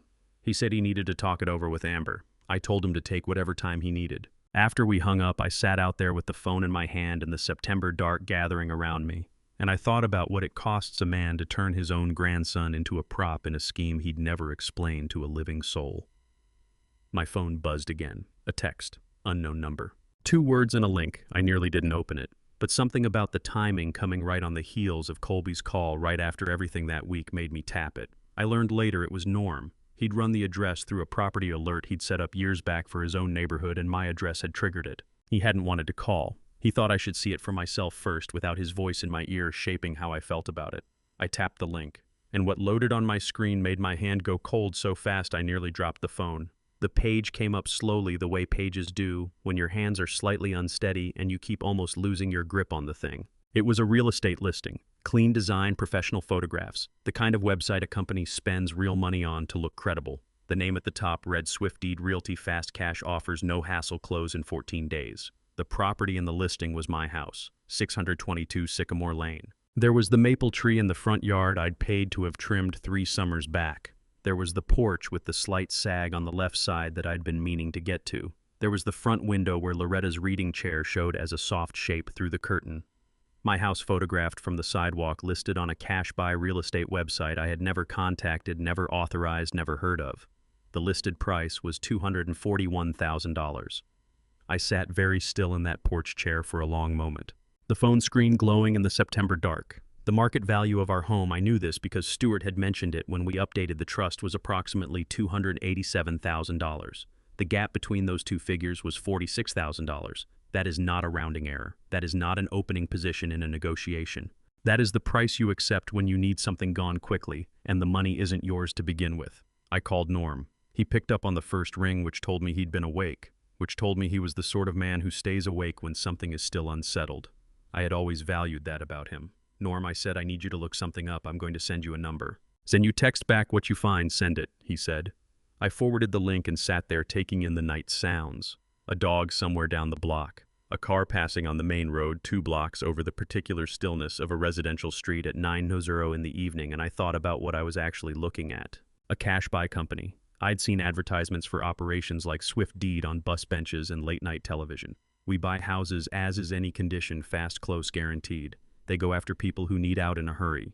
Divorces, foreclosures, estates. People who cannot afford the time a conventional sale demands. They offer below market, they close fast. And for someone in genuine distress, that trade-off can make sense. But our house was not in distress. We were not in distress. We had not reached out to anyone about selling. Someone else had reached out on our behalf. Without our knowledge, without our consent. My phone buzzed. Norm. That company Swift Deed Realty has an office over on Granger Avenue. The agent listed on the page is Dale Forsyth. Give me 2 minutes. I waited. The night air had gone properly cold by then, and I hadn't moved to fetch a jacket because I couldn't bring myself to go inside while this was still sitting on my phone screen. Norm's next message came through with a photo attached. It was a screenshot of a LinkedIn profile. Dale Forsyth, real estate professional, Swift Deed Realty, specializing in quick-close residential acquisitions in the greater Columbus area. The profile photo showed a man in his 50s, trim, dark blazer, open collar. The same man who had stood at the edge of my front yard 2 weeks ago with a notebook in his hand. I studied the photo for a long moment, then I called Norm back. That's him, I said the moment he answered. That's the man from your camera footage, the one with the notebook. I know, Norm said. And his voice had a tightness to it I hadn't heard before. Walter. I looked up Swift Deed. They're a legitimate operation, but they move fast. Their standard process is seller contacts them. They dispatch an agent to assess the property. They issue a cash offer within 72 hours, close in 2 weeks. No open market listing, no realtor fees, no waiting around. Dale Forsyth came to assess my property, I said, 2 weeks ago. Norm confirmed. Which means someone contacted Swift Deed 2 weeks ago and represented themselves as having authority to sell your home. And either Dale Forsyth didn't verify ownership the way he should have, or he didn't see any reason to bother, I said. A beat of quiet between us. Then Norm said carefully, Walter, if they manage to close a sale before you can stop it, reversing it legally gets very complicated. Even with the trust in place, you'd be looking at a court fight. I was already dialing Stuart before Norm had finished the sentence. I told him I was sorry to call on a Saturday morning, and he said, don't be. I told him about the listing, about Dale Forsyth, about the $241,000 price on a $287,000 house. And the sound Stuart made was the sound of a man whose worst professional suspicion had just been confirmed. Walter, he said, this changes the timeline. Whoever contacted Swift Deed, and I think we both have a fairly clear sense of who that was planning to push through a sale immediately after getting you and Loretta off the property. The 2-week moving timeline Kevin gave you on Monday wasn't picked at random. It's the Swift Deed closing window. My throat had gone dry. They weren't planning to move Colby in. I don't believe Colby was ever the point, Stuart said, and his voice was measured, deliberate, the voice of a man who has had to deliver devastating information enough times that he knows how to do it without flinching. I believe Colby was the reason you would feel you had no choice but to say yes. The whole scheme was simpler than I'd imagined. Push me and Loretta off the property, flip it fast at a below-market number to wipe out Kevin's obligations before anyone thought to ask questions, and drop a finished fact in everyone's lap with no time left to fight it. The yard went soft at the edges. I blinked until it sharpened. "What do I do?" I asked. "Monday morning you walk into my office," Stewart said.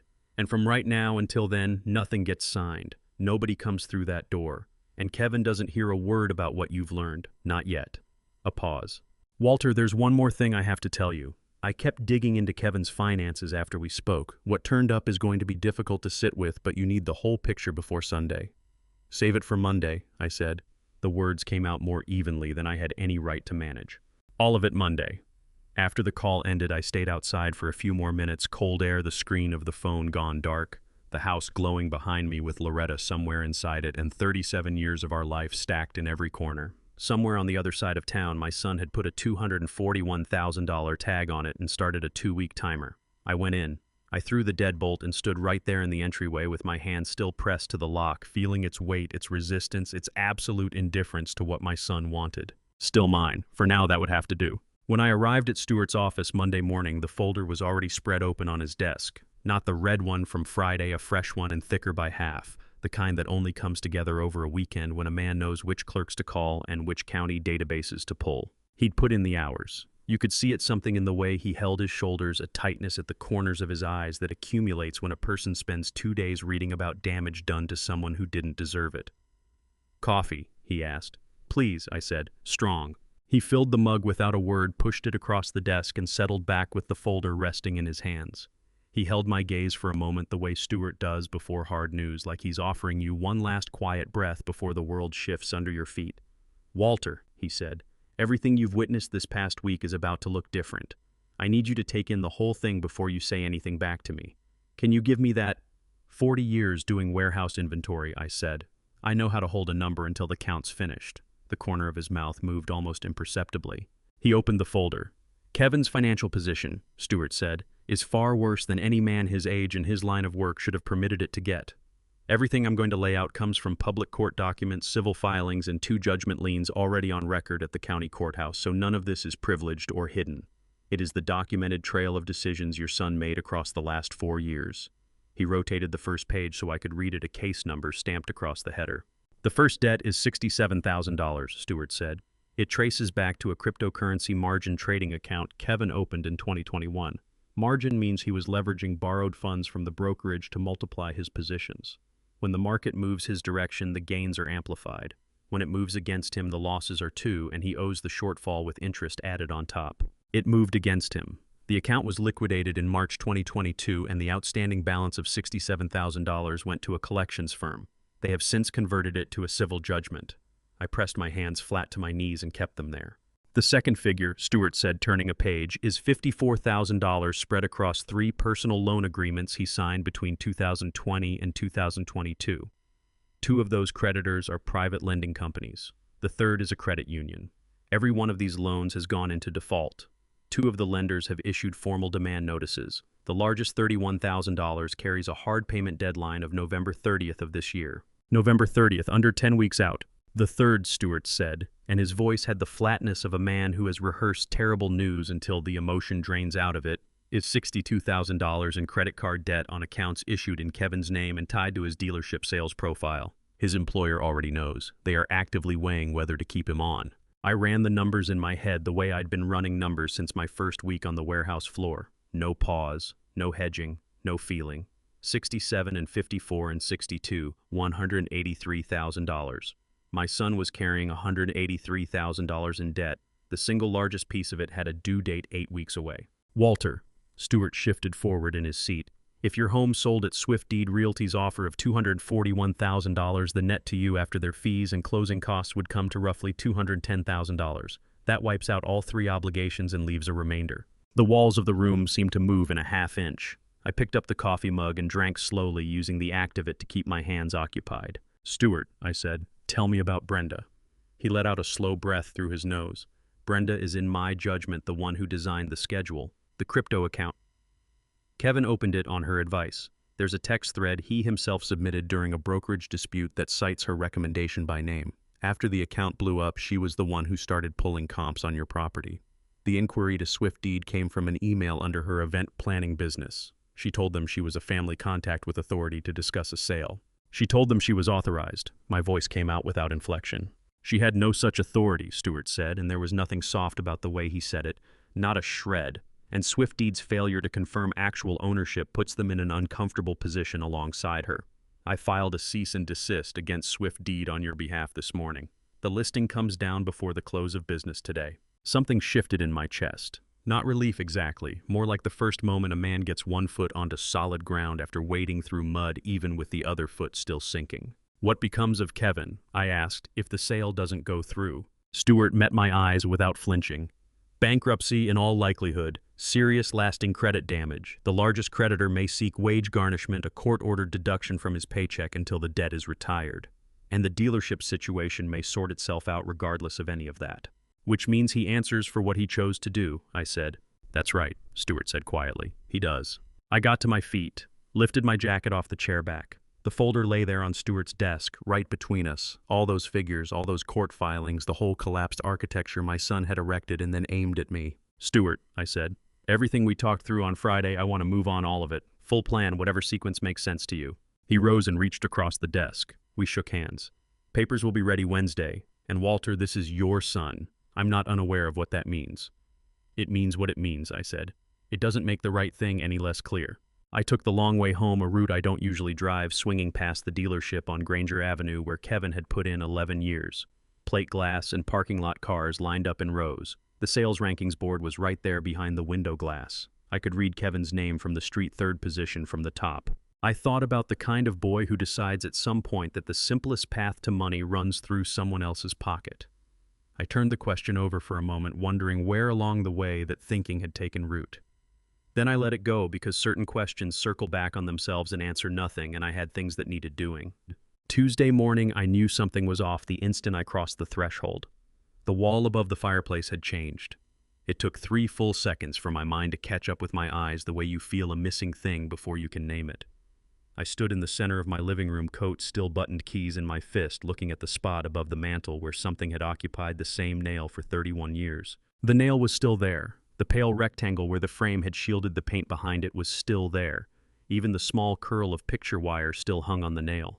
But the photograph was gone. Our wedding photo, June 1972, taken on the front steps of St. Andrew's Church. The oak frame Loretta had picked out herself from a shop on 5th Street the week before we marked our first year together. In the picture, she is laughing at something beyond the left edge of the frame. I have never once asked what it was because not knowing has always felt like the better thing, a moment that belongs only to her. And I am not looking at the lens. I am looking at her the way I had already learned to do even then, because I already knew that was where everything worth seeing was. 31 years on that wall. Gone. A tightness moved through my chest that had nothing to do with my heart and everything to do with something deeper, something that sits closer to grief than anger. I went through the living room methodically, behind the couch, along the bookshelf, the side table, the hallway next. I found it in the storage closet off the kitchen, propped against the back wall behind the box of Christmas decorations, face turned toward the plaster so you'd never know it was there unless you went hunting for it. Someone had carried our wedding photo to a closet and set it so it faced the wall. I called Kevin. He picked up on the 4th ring long enough that I knew he'd seen my name on the screen and taken a moment to compose himself. Dad, his voice was even professionally warm. What's up?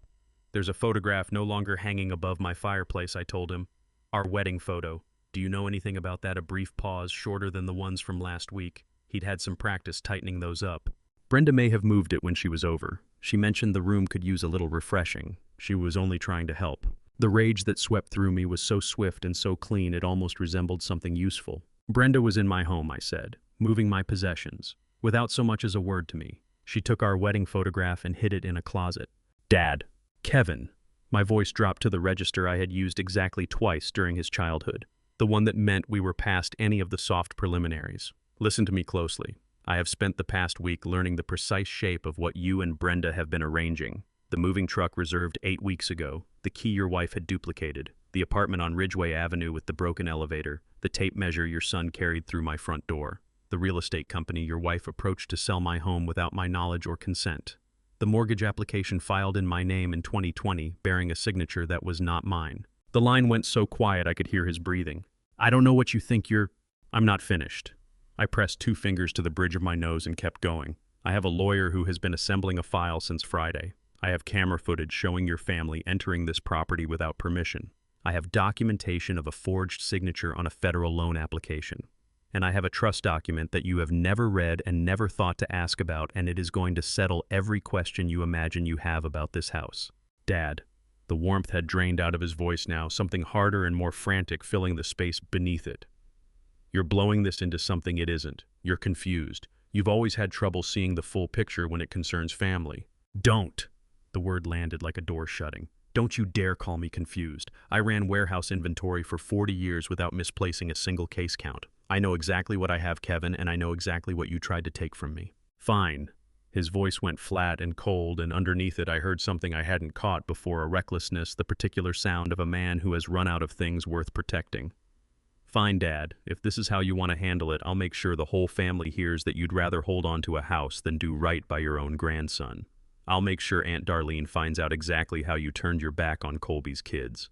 I'll see to it that everyone knows the kind of man who picks paperwork over people.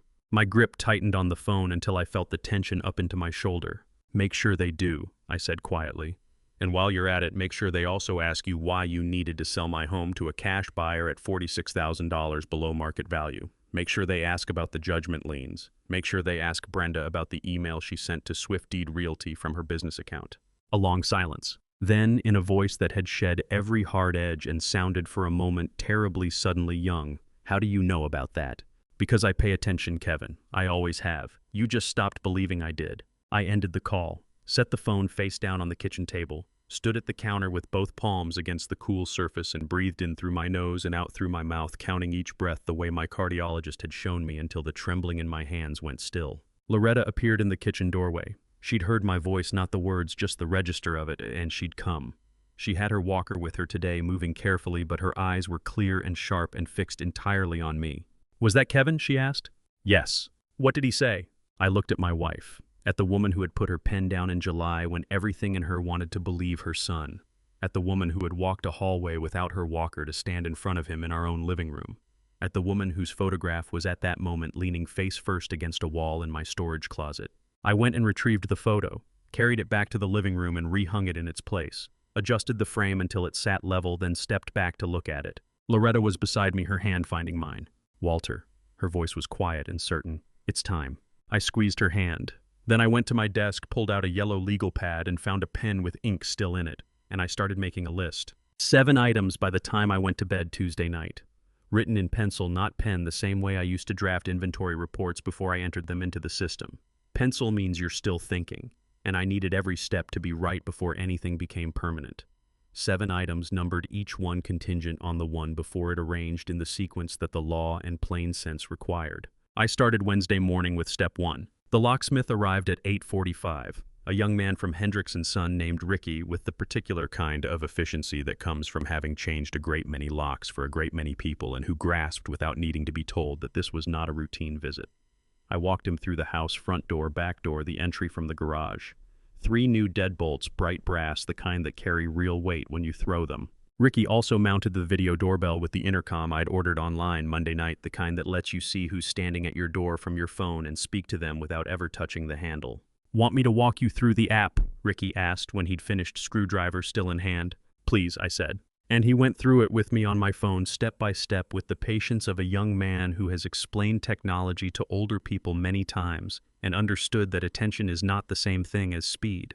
When Ricky left, I stood in my entryway holding the new keys, 3 of them stiff and bright. The old copies were worthless as of 9:52 Wednesday morning. I held them a moment longer than I needed to. 40 years of inventory work had taught me one principle above all others: control what you can count. These keys I could count. 3. Mine and Loretta's, no one else's. Step 2 came Wednesday afternoon. I called a home care agency on the east side, one the VA had recommended 2 years prior when Loretta first began having trouble with her back, and arranged for a part-time caregiver named Cheryl to start the following morning. Cheryl was 58, certified, experienced with post-surgical recovery cases, and available 3 mornings a week. I told the agency I needed someone steady and discreet. They sent Cheryl. She arrived Thursday at 8:00, shook my hand at the door, and introduced herself to Loretta with the warm, unhurried directness of a woman who has spent decades helping frightened people feel less frightened. Within 20 minutes, she and Loretta were deep in a conversation about physical therapy exercises, talking like old acquaintances. I watched from the doorway and felt something ease in my chest that had been pulled tight for longer than I was willing to name. Loretta had someone. Whatever came on Sunday, Loretta had someone whose entire purpose was her. Step 3 was Thursday morning. I drove Loretta to Dr. Tolliver, our family physician for 19 years, a quiet and precise man who has the uncommon ability to hear what his patients are actually asking, even when the words they're using point somewhere else. I told him what had been happening. I told him I needed written confirmation that both Walter and Loretta Caulfield were of sound mind and fully capable of directing their own financial and legal affairs. Dr. Tolliver looked at me over the rims of his glasses for a moment. Then he said, "I'll have it ready before you leave," and stood up to begin the assessment. He didn't ask why. He'd been practicing medicine long enough that he already knew. 2 paragraphs, precise, clinical, signed and dated. Dr. Tolliver's letter went into the blue folder alongside everything else. Step 4 belonged to Thursday afternoon, building the folder. I spread the contents across the kitchen table in the sequence Stuart had laid out for me.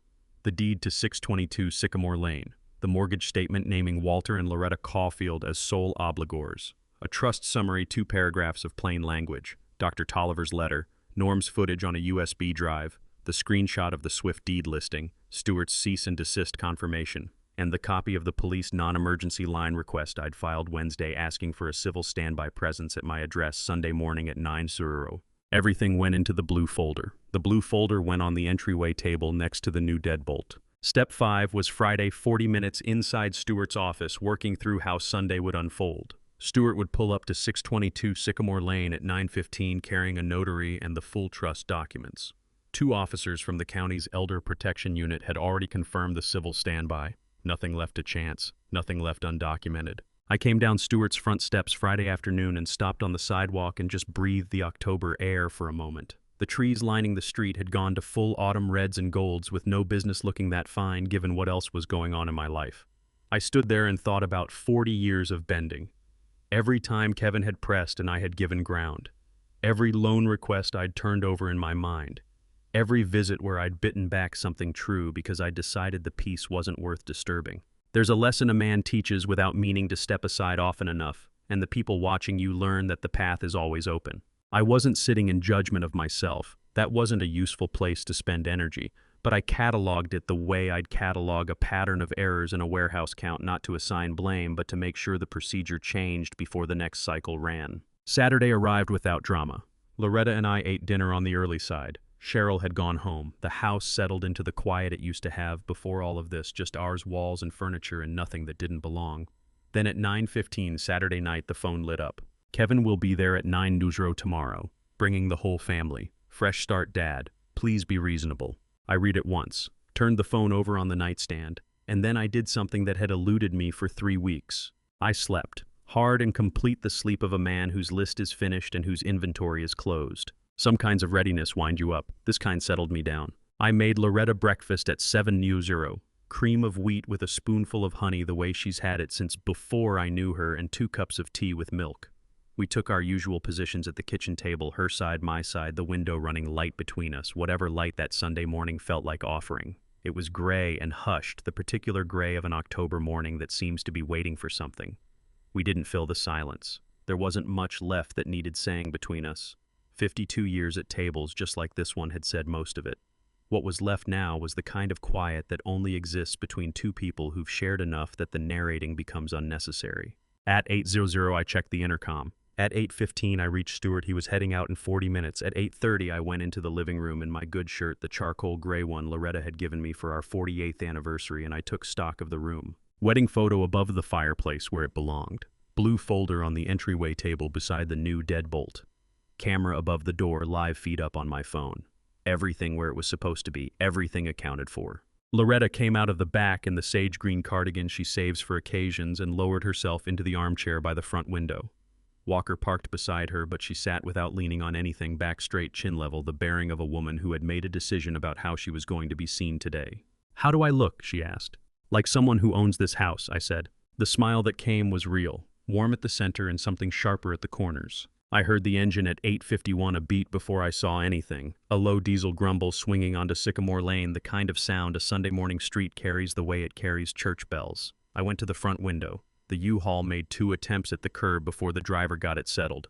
Big truck, the size you rent when you mean to move an entire household at once. Whoever was behind the wheel had misjudged the clearance twice. That small fact embedded itself in my thinking, the way specific details do when the larger picture is moving quickly. They had come with a truck big enough to hold everything Loretta and I had ever owned. They intended to leave nothing behind. Kevin's car swung in after it, then Brenda's SUV, then a sedan I placed immediately. It belonged to Aunt Darlene, Kevin's aunt on his mother's side, a woman in her mid-70s for whom family loyalty had always functioned as a tournament. They stepped out in a way that had clearly been thought through, Kevin leading, then Brenda, then the others deploying with the quiet purpose of people who believe they've already cleared the hard part. I watched them take up positions on my property through the camera feed on my phone, and what I felt was not what I might have predicted. Not fear, not the hot surge of anger. Something stiller, the sensation I used to get when the final count in a long inventory run came out clean, complete, settled. Across the street, Norm's screen door pushed open. He walked out with his coffee mug and dropped into his porch chair angled toward our driveway, his expression the careful blankness of someone watching closely and not hiding the fact. He found my eye through the camera and gave one small nod. Nobody knocked first. That is the part I will remember when everything else in this story has softened. Kevin moved directly to the rear of the U-Haul and yanked down the loading ramp. The metal rang against the pavement in a clang that traveled the length of the block. Colby and Amber started hauling moving blankets out from the truck bed. And then Brenda and I need you to hold this image because it tells you more about her than anything else in this story. Walked up onto my porch and used her foot to push my screen door open. Her foot. Then she wedged a cardboard box from under her arm into the gap to hold it there. My screen door, propped open by their property, on their schedule, before a single knock had been attempted. Only after all of that did Kevin fish out his phone and place the call. I watched it through the camera, the phone going up to his ear, his face wearing that combination of certainty and calculation I had been reading for 48 years. My phone buzzed on the entryway table, his name on the display. I let it go 4 times, then I answered. Kevin, unhurried, level. Dad. Warm, the kind of deliberate warm that a man deploys when he's decided the right tone can still flip the outcome. Look out your window. Everyone's here. It's time to do this, okay? Come open the door and we'll work out the rest from there. That's the only step you need to take. Through the camera, I tracked him on the front walk phone at his ear, the truck framing him behind the family, placed around him like elements of a scene he'd been rehearsing for weeks. I watched Aunt Darlene ease toward the door. I watched Brenda settle her hand against the screen door frame as though measuring the room beyond it for furniture she hadn't bought yet. I watched Colby at the foot of the ramp, moving blanket in his arms with the expression of a man who would have given a great deal to be standing somewhere else entirely. From the armchair, Loretta spoke, her voice low and without any doubt in it at all. Walter, it's time. I set the phone down and crossed to the intercom panel and pressed the button with my thumb. The speaker crackled. Through the phone camera, I watched every person on my property go still at exactly the same instant. Brenda's hand stopped moving on the frame. Aunt Darlene's head came up. The kids lifted their eyes from the lawn. Kevin, standing at the base of the porch steps with his phone still raised, went as motionless as the rest. I spoke into the intercom. Kevin. The outdoor speaker carried it cleanly, no hurry in it at all. I watched him flinch, brief, reined in, fast, but there. The flinch of a man who had written a different script for this moment. You said there's a piece of paper that decides who this house belongs to. You're right. There is. Kevin's face began to open into a smile, the relieved, triumphant expression of a man who believes he's about to hear exactly what he came for. Good. So let's... Your name is not on it. The smile collapsed the instant the words landed. Brenda's hand fell away from the doorframe. Aunt Darlene pulled her arms tight across her chest. Colby set the moving blanket down on the truck ramp very slowly, the way a man does when he suddenly has no idea what to do with his hands. Kevin came up onto the porch, jaw rigid, eyes gone hard. Dad, quit playing games and open this door. That truck is running by the hour and you're making this family look foolish. Stuart Langford is turning onto Sycamore Lane, I said through the intercom. I'd suggest you wait. Stuart's dark sedan appeared at the far end of the block, moving at the measured pace of a man who understands he is arriving at precisely the right moment. A second car followed behind it. Behind that, a county cruiser, no lights, 2 officers up front. Kevin saw the cruiser. The color left his face in the particular way it does when certainty sours into something a man can't control. What the hell is this? His voice climbed half an octave. You called the police on your own son. This is a family matter. Kevin, Stuart's voice was unhurried, carrying from the front walk. I'd recommend you let me speak. Stuart came up the path with Donna Huckett, the notary, from his office beside him. I opened the door just wide enough for them to come through, then pushed it shut and threw the bolt. 2 minutes later, I opened it all the way. I stepped out onto my own porch with Loretta beside me in her walker, her sage green cardigan bright against the gray morning, her back as straight as she could hold it. Stuart stood to my right. The two officers took their places at the foot of the porch steps, not menacing, just present in the way officers are present when they want everyone to remember where the boundaries sit. Stuart spoke in the register he keeps for courtrooms.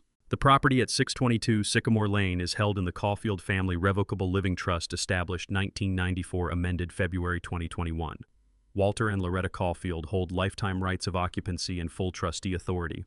Upon the death of both trustees, the property shall be liquidated and the proceeds transferred to an educational fund for their great-grandchildren. Kevin Robert Caulfield holds no ownership interest, no inheritance claim, and no legal right to occupy, sell, or encumber this property. Brenda lunged forward and pulled the document from Stuart's hands, her fingers trembling hard enough to rattle the pages. She scanned it fast, hunting for her name for any foothold at all. She found nothing. "This cannot be legal." Her voice came out raw and stripped nothing left of the polished warmth she'd arrived with. "You cannot cut out your own son. He is your blood." "The kind," Stuart said, his voice unchanged, "who owns his home." Aunt Darlene stepped forward. "Walter, you are tearing this family apart over a document." "Ma'am," the female officer spoke from the steps, calm and even. "Ownership of this property is not in question. Everyone who is not the homeowner, please move back to the sidewalk." Kevin hadn't moved. He stood in the middle of my front walk, every layer of him stripped away, the confidence, the ease, the 48 years of polish and presentation. What was left underneath was younger and far more frightened. When his voice came, it was ragged at the seams. "Dad, I'm in serious debt. 2 weeks before the biggest creditor takes legal action. I didn't know what else to do." His eyes were wet. "And watching my son cry still reaches something in my chest that nothing else touches. I just needed the house. I just needed it to be over." I let the silence sit for a moment. The boy I'd taught to ride a bike in this driveway. The man who'd guided a pen into his recovering mother's hand and called it routine paperwork. "You had choices, Kevin," I said quietly. "You made them. For years, all of them. So you're just going to let me go under. I'm going to let you face what you built. That is not the same thing." Colby loaded boxes back into the truck by himself without being told. The movements of a young man carrying a weight that wasn't entirely of his making, but that he understood now belonged to him. Brenda steered Kevin toward his car, her expression having traveled past anger into something colder and further away. Aunt Darlene walked past me without a word. I nodded. She didn't return it. As Colby reached his car, I came down off the porch. "Colby." He turned. His eyes were red at the rims. "The offer stands. 2 months deposit directly to you, not through your father. Call me when you're ready to put your own name on your own lease." Something moved across his face like a window cracked open in a room that had been sealed too long. He nodded once slowly and got in. Car by car, Sycamore Lane emptied out until it was quiet again. I went inside, threw the deadbolt, and stood in the entryway with my hand on the lock and my eyes shut for 3 seconds. Then I walked to the living room, nudged the wedding photo a 1/4 inch to the left where the morning's commotion had shifted it, and stepped back. Loretta was beside me. Her hand found mine. "Is it over?" she asked softly. "It's over, Reddy," I said. She leaned her head against my shoulder and let out a breath, long and slow and finally easy. 6 weeks is enough time for the dust to settle and for things to show themselves plainly. By December, the trees on Sycamore Lane had gone bare, every trace of October's color long since stripped away. Ohio winter mornings carry a particular quality, gray, still and honest. The kind of air that flatters nothing but doesn't conceal anything either. Most mornings I came downstairs to find Loretta working through her physical therapy exercises at the kitchen table, her movements steadier than they'd been in months. Watching her push that hard, that quietly, without complaint or any audience in mind, still did something to my chest I couldn't put a name to. Cheryl came Mondays, Wednesdays, and Fridays. She and Loretta had built the easy shorthand of two women who have decided they like each other, inside references. I wasn't fully brought in on strong shared opinions about physical therapy delivered with great mutual conviction. I was grateful in ways that outran whatever words I might have reached for. Colby called 10 days after Sunday. His voice had steadied the voice of a man who had spent some time thinking and arrived somewhere more solid. He'd found a 2-bedroom apartment near the boys' school. Amber liked it. He wanted to take me up on the offer if it was still there. "It stands," I said. I made the transfer that afternoon, 2 months deposit directly to Colby. No intermediary, no Kevin. 20 minutes later, his text came through, "Thank you, Grandpa. I mean it." I read it twice. Then I went outside to look at the dogwood tree in the backyard. It didn't need looking at, but I needed somewhere to put the feeling. Kevin had filed for bankruptcy in October. I learned this through Aunt Darlene, who phoned once in November not to apologize, not to revisit Sunday, but speaking in the careful voice of a woman taking stock of what she'd allowed herself to be part of. The dealership had let him go over irregularities tied to his business account. I already knew considerably more about it than she did, but I didn't say so. She told me the boys were adjusting. I told her I was glad to hear it. I meant that. One evening in late November, Loretta and I sat at the kitchen table after dinner. The December dark had settled outside the window, the kitchen light doing what kitchen light does in winter, making everything inside look warmer than the world out there has any right to be. She looked across at me and asked the question I'd been expecting. "Walter," she said quietly, "do you still love him?" I thought about Kevin, the boy with the bicycle, the man with the U-Haul, the face on my front walk with tears moving down it, crying not for anything he had done but for what he stood to lose. "He's my son," I said. Loretta shook her head just slightly. "That's not what I asked." "Yes," I said, "I do. And loving him doesn't mean giving him a key to something he would have used against you. Those two things have never been the same, Reddy." She nodded, the slow, settled nod of a woman who needed to hear it spoken aloud even though she'd already known the answer. I went to the living room. The wedding photo hung above the fireplace where it had lived for 31 years. Loretta laughing at something past the left edge of the frame, me looking at her rather than the lens. I took the trust document summary from my shirt pocket and slipped it behind the glass below the image, out of sight unless you knew to look, but there, present, permanent. Kevin had wanted the paper. He had never understood the house. Loretta called from the kitchen the sugar bowl on the top shelf, the one with both handles still intact after 31 years. I got it down for her. She looked up and smiled. Warm, private, entirely hers. "Sit down, Walter," she said. "If you've stayed with me this long, then you already know this wasn't really a story about a house. It was about what a man does when the people he raised turn the love he gave them into a tool to be used against him. It cost me something I don't have a clean word for, not just the weeks of worry and the legal fees and the sleepless nights, but the particular grief of watching your child become someone you have to protect yourself from. I believe God put certain people in your path at exactly the right moment, and Stuart was one of those people for me. So was Loretta, standing straight in that doorway when she didn't have to. What I learned is that love and boundaries are not opposites. You can hold both at once. If these grandpa revenge stories have taught me anything, it's this. First, document everything, always not out of suspicion, but because a clear record protects the people you love as much as it protects you. Second, the moment someone asks you to sign something you don't fully understand, stop, call someone whose only interest is yours.